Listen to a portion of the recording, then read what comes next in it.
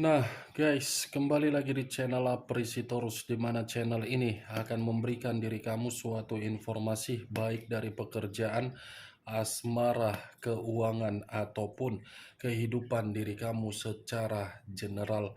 Sebelum saya memberikan suatu informasi dari berbagai aspek yang barusan saya katakan tadi, saya juga mengingatkan kepada teman-teman, informasi yang saya berikan terhadap diri kamu bukan suatu acuan untuk kamu ambil dan untuk kamu terima. Saya hanya bisa memberikan diri kamu suatu informasi berdasarkan kartu yang saya pegang ini.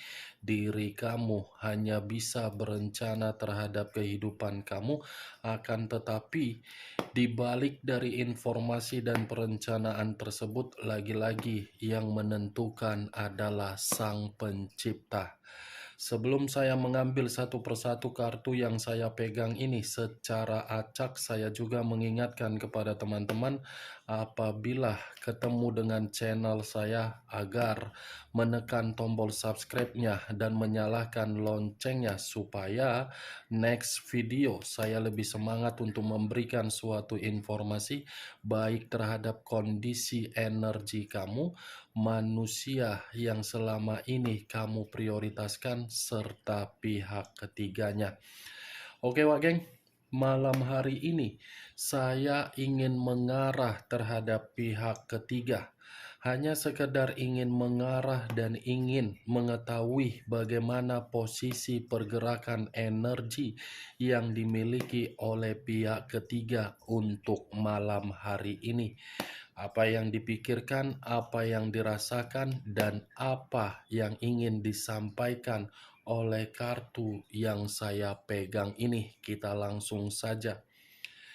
Saya akan mengambil beberapa kartu, di mana kartu yang akan saya ambil nanti bisa saja bersifat resonet, bisa saja tidak bersifat resonet. Semuanya saya kembalikan terhadap pola pemikiran kamu, semuanya saya kembalikan terhadap situasi energi yang kamu miliki untuk saat ini.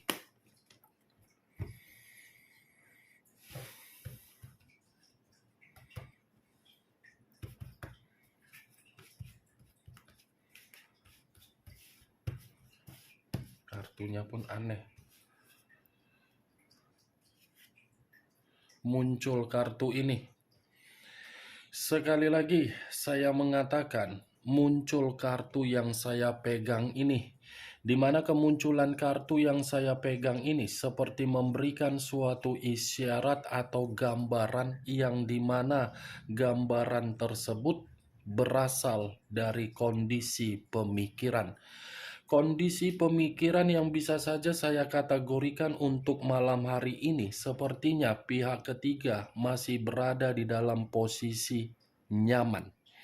Dan sepertinya kondisi pemikiran pihak ketiga ini dalam kondisi yang benar-benar antara labil atau tidak labil. Kenapa saya mengatakan antara labil dan tidak labil? Karena kartu yang saya pegang ini seperti membuktikan ada sesuatu hal yang cukup begitu sangat aneh yang saya rasakan. Di mana keanehan ini permainan atau memang sengaja dilakukan. Keanehan itu bisa saja berupa suatu kebusukan yang saya kategorikan. Kenapa saya kategorikan suatu kebusukan? Karena situasi kebusukan ini membuat posisi pihak ketiga benar-benar lagi nyaman. Tetapi walaupun saya mengatakan ada suatu kebusukan yang sengaja dipermainkan, bukan dalam arti saya ingin menyudutkan pihak ketiga, bukan dalam arti saya mengategorikan pihak ketiga adalah pihak yang benar-benar memanipulatif suatu kondisi di dalam komitmen yang dia jalankan terhadap manusia tersebut. Kalaupun pihak ketiga memanipulatif suatu komitmen tersebut karena memang manusia itu yang mempersilahkan. Kalau manusia itu tidak mempersilahkan, saya rasa kebusukan yang dipermainkan pihak ketiga tidak akan terjadi. Ibaratnya, Wak Geng, kartu yang saya pegang ini, saya mengakui memang masih ada kebahagiaan yang sedang dirasakan oleh pihak ketiga. Tetapi kebahagiaan tersebut bukan menjamin kondisi batin yang dirasakan oleh manusia itu dalam kondisi yang tenang. Muncul kartu King of Swords. Barusan kukatakan kondisi batin yang benar-benar dalam kondisi yang tidak tenang dibenarkan oleh kartu King of Swords. Kartu King of Swords ini menggambarkan suatu karakter yang dimana karakter ini saya kategorikan karakter yang jahat. Karakter yang cukup lebih mendominasi terhadap permainan kemanipulatifan. Saya rasa ini pihak ketiga benar-benar cerdas untuk memanfaatkan komitmen tersebut. Saya rasa ini pihak ketiga terlalu pintar untuk memainkan atau memanfaatkan situasi yang sedang dia mainkan. King Wak Geng. Situasi yang benar-benar saya rasa antara kepintaran dengan kepolosan manusia itu lebih mendominasi untuk menjamin pihak ketiga merasa safety. Kan? Tadi saya berulang-ulang kali mengatakan ada kemanipulatifan, ada kemanipulatifan, ada kemanipulatifan.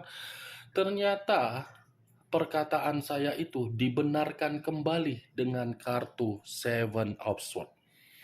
Seven of Swords terdiri dari 7 pedang, yang dimana 7 pedang ini mengatakan kecurangan, mengatakan kelicikan, mengatakan situasi drama, mengatakan situasi yang benar-benar sudah mencurangi manusia itu. Tetapi situasinya bukan hanya pihak ketiga yang mencurangi manusia tersebut, manusia itu pun telah mencurangi diri kamu. Wajar manusia itu mendapatkan situasi kecurangan yang dilakukan oleh pihak ketiga karena memang itu adalah bentuk kekecewaan yang selama ini kamu tunggu-tunggu agar manusia itu bisa dipertemukan terhadap seseorang yang tidak berbeda jauh dari karakter dia. Saya tidak tahu, Wak Geng, apa yang saya katakan pasti kartu selanjutnya dibenarkan. Apakah suatu kebetulan atau suatu sinyal, saya pun kurang mengerti. Setidaknya ketiga kartu yang saya pegang ini sudah cukup jelas. Yang saya katakan tadi, ada kebahagiaan tetapi unsurnya unsur drama dan kemanipulatifan. Muncul kartu Six of Pentacles, terdiri dari 7 koin, 3 di kiri, 3 di kanan. Kalau saya mencoba untuk menarik satu koin dari ketujuh koin yang barusan saya katakan, komitmen itu hanya sebatas memberi dan menerima. Kalau tidak ada yang memberi, pihak ketiga tidak mau menerima. Kalau pihak ketiga tidak menerima, manusia itu tidak mau memberi. Hanya sebatas memberi dan menerima secara materi. Kalaupun ada suatu unsur permainan perasaan, itu lagi-lagi perasaan tersebut lebih mendominasi terhadap manusia itu, bukan lebih mendominasi terhadap pihak ketiga. Pihak ketiga lebih mendominasi terhadap bentuk materi. Karena kartu keempat berbicara secara materi, bukan berbicara secara perasaan. Kalau tadi yang keluar adalah kartu cawan, mungkin saya akan mengatakan perasaan, tetapi yang keluar adalah kartu materi. Nih, Dewa Geng. Hanya sebatas memberi dan menerima.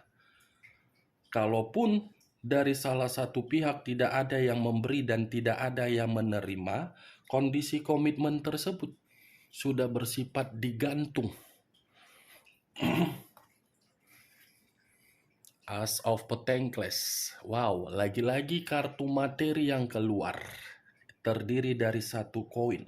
Kalau saya mencoba untuk menarik dari kata koin, koin ini berbicara mengenai peluang atau ide yang dimana peluang itu mengarah terhadap kemakmuran. Berarti kemakmuran yang dicari oleh pihak ketiga. Kemakmuran secara materi, itu yang dicari. Muncul kartu Four of Pentacles, lagi-lagi kartu materi. Terdiri dari 4 koin, 3 koin dihempit kedua kaki, 1 koin berada di atas kepala. Kalau saya mencoba untuk menarik 1 koin dari ketiga koin ini, pihak ketiga sengaja mempertahankan komitmen tersebut walaupun situasinya membuat pihak ketiga berantakan, tetapi keberantakan tersebut tidak mau dia lepas. Tidak mau. Ya, jelaslah kalau saya menjadi pihak ketiga, kalau saya mendapatkan kemakmuran walaupun situasinya saya yang disudutkan, ya secara otomatis saya akan lebih mementingkan kondisi materi daripada kondisi perasaan. Ya seperti itu pihak ketiga. Walaupun pihak ketiga merasa situasinya tidak lagi memungkinkan, setidaknya materi dulu yang dicari. Itu dia geng. Tetapi lagi-lagi saya mengingatkan, saya berbicara seperti ini bukan dalam arti saya ingin menyudutkan pihak ketiga. Siapapun dari antara teman-teman yang menjadi pihak ketiga di dalam suatu hubungan komitmen, saya tidak menyudutkan diri kamu. Tidak menyudutkan diri kamu. Ini adalah siklus kehidupan. Siklus kehidupan. Pasti seperti itu.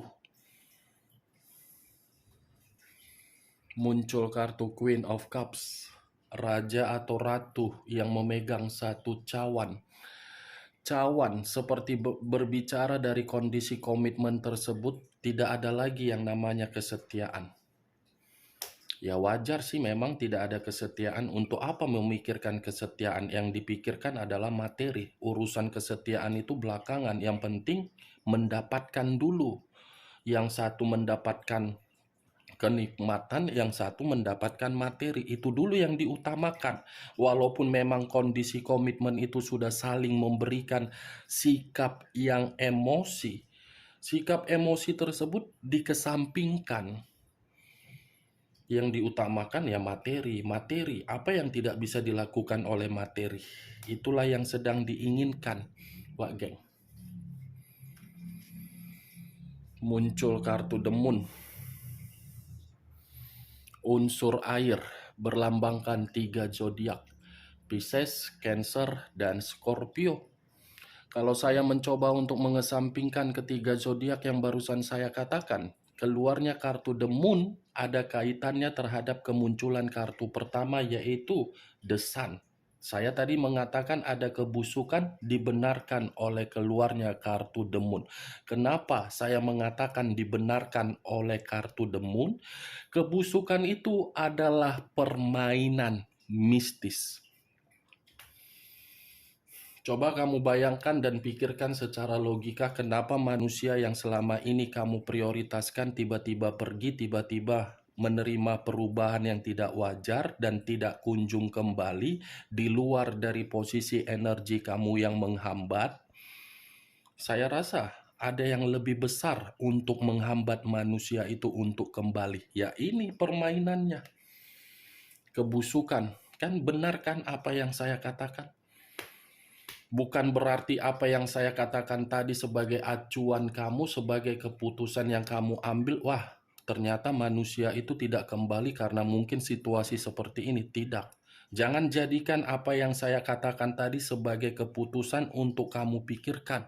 Anggap saja perkataan saya tadi sebagai intermezzo.